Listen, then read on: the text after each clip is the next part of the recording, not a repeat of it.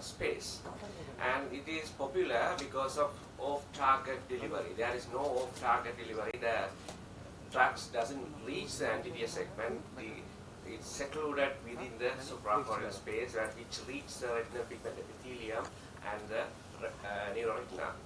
And extended action of drugs found in, especially in the triamcinolone, it has been proven by many trials. And why we should learn suprachoroidal injection?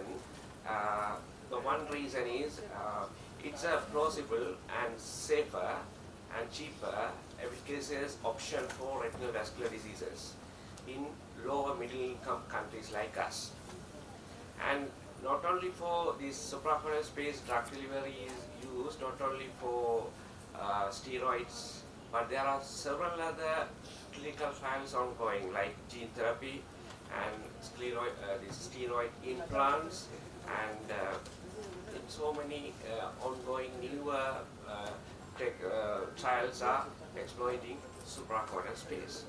And it is a very good option for vitrectomy eye, where you can't use the anti-VEGF injection. You are supposed to use the implants, which are very costly, as you know. And its suprachoroidal space is utilized, exploited in suprachoroidal buckling. Now people start using suprachoroidal buckling as an adjunct treatment with the conventional vitrectomy. So what's the technique I use is simple as what you do in any intravitreal injection and the topical anesthesia, and few clinical pearls how you can do a successful injection. One is the needle always perpendicular to the sclera, and hub, when you inject into the space, your hub should press further to make a dimple over the sclera.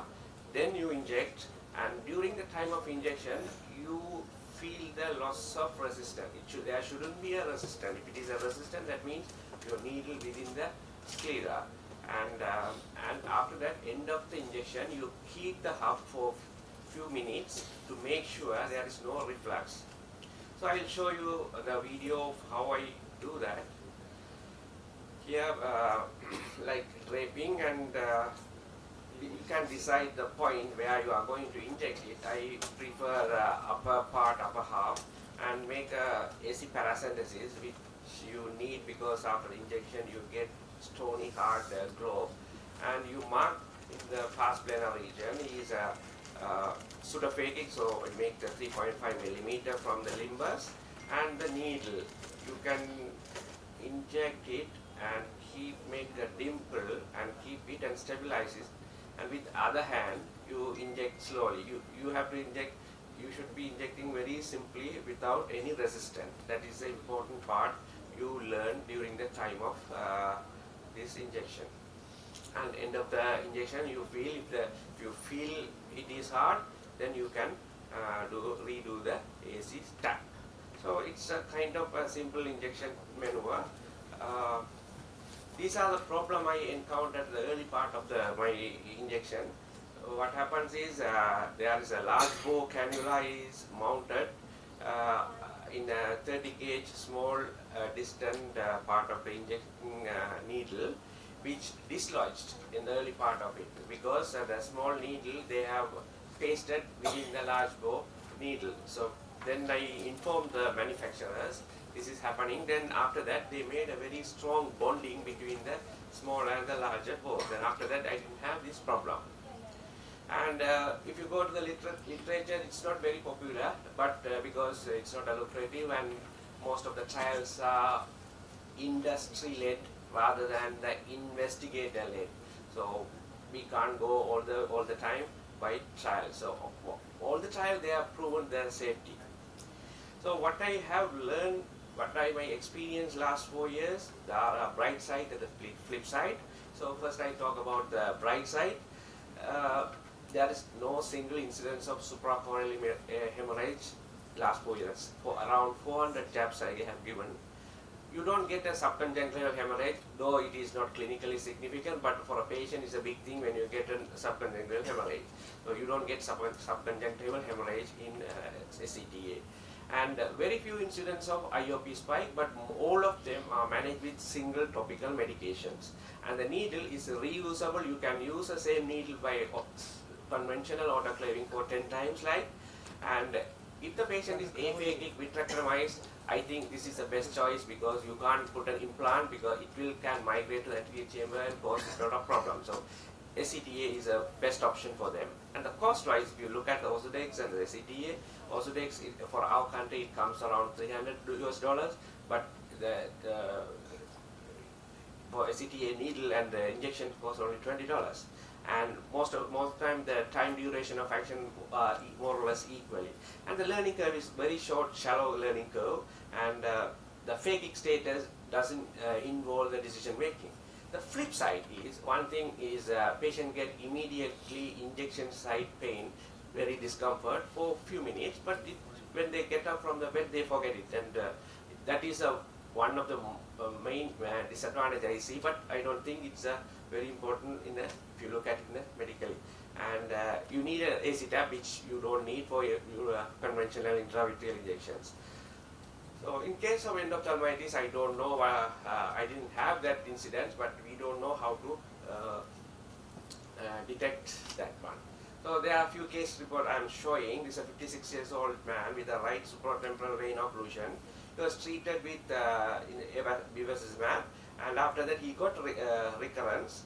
Then I gave us a fourth injection as three injection IVB, and then I gave a CTA, and he maintains his recurrence for at least 20 months. Like it's a long duration of action, you can see. The other one is 70 years old, the suprachoroidal BRVO. They have given multiple doses of Avastin, and one dose of dexamethasone implant also injected. Still he has this kind of large cystic macular edema. Then I give one dose of CTA, and the four-wheel control is re-established with one dose of CTA. Sometimes we don't know which one works, so it's not a silver bullet, but you can use, sometimes it works very well, which you think is difficult to manage. So this is another one with the supratemporal STVRVO, and here 3 doses of Patistra injection was given, and after that he got recurrence, and then I waited, that didn't get to a proper thickness, central foveal thickness, and gave a second dose. After second dose, for 27 months, it maintains a foveal control, but the macula was dry.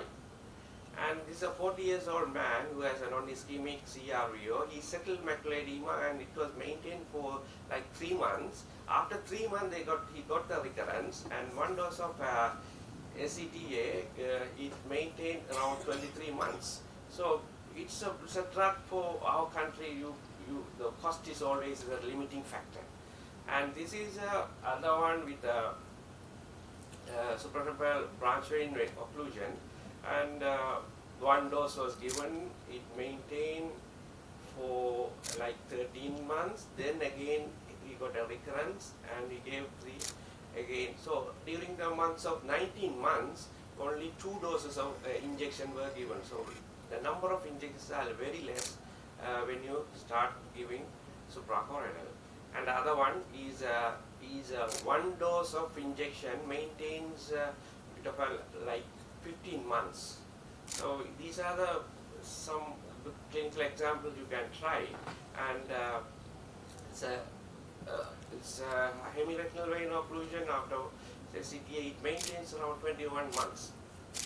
But this patient is with a difficult patient after 3 doses and 1 dose of CTA, but we didn't get a proper four-wheel structure because this patient has diabetic retinopathy. When they are associated with diabetic retinopathy, the response is little poor. These are my insights taken from my experience.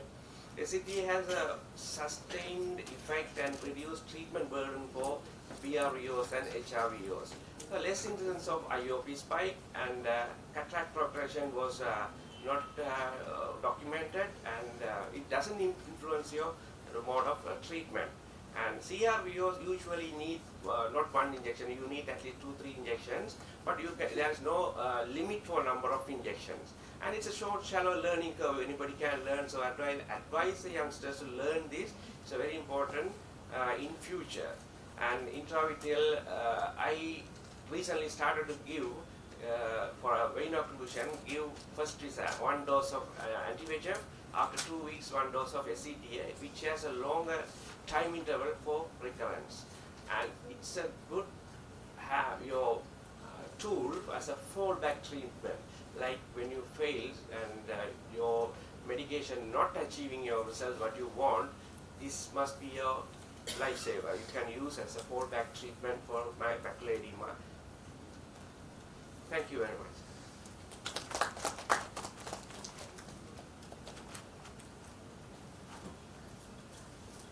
So at the end of the session, I would like to thank everybody for listening our talk.